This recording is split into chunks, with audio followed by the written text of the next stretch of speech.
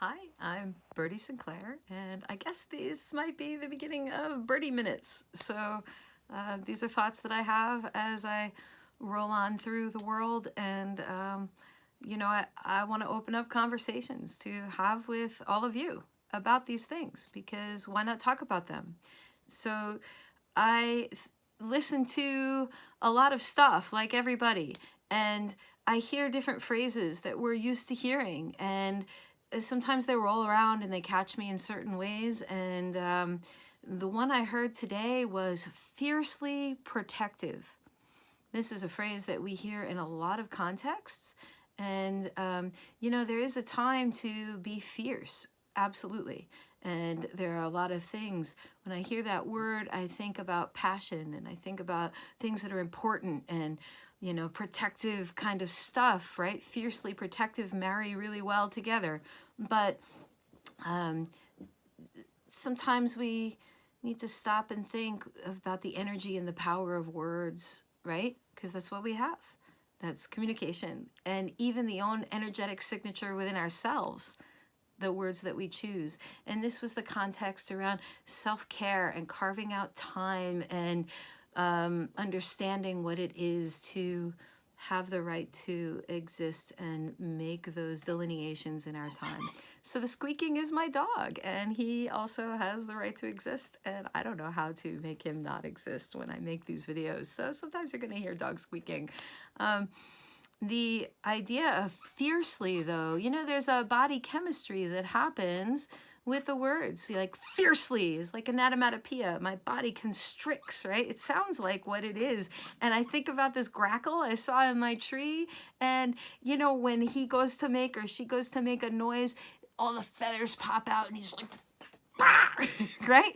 And I feel like that with the word fiercely. It makes me want to do this. And when I think about the kinds of things in self-care, cultivating that compassion, that self-understanding, that space to really contemplate what I am passionate about, things that bring up more of this in my world is not really what I'm going for. So I think of, well, what does fiercely really mean for me? And it brings to me this old terminology that was brought back to my mind in the doula world of, strong back, soft front. And when I hear that, boy, that's powerful. And it immediately makes me adjust my posture and really think about what that means from the inside out, and what a powerful ripple that has even in the world, even about things that I'm passionate about, right? But in the context of being fiercely protective of self-care, I think strong back, soft front, protective, I have the right to exist, which is exactly what we forget. Well, we're so busy doing all the doings and worrying about all the worries and thinking all the thinkings, right? So, whoa, I have the right to exist. And what does that mean, and how does that fit in all the mixology of things?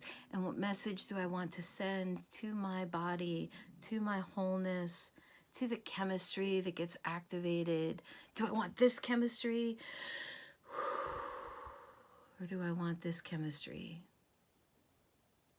And when I tell myself where I belong in the world, how do I want to presence my passions, my beliefs, my activities, and my self-care?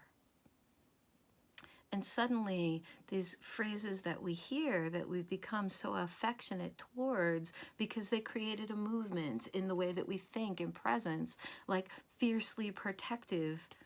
To me, those words need my own interpretive walk, right?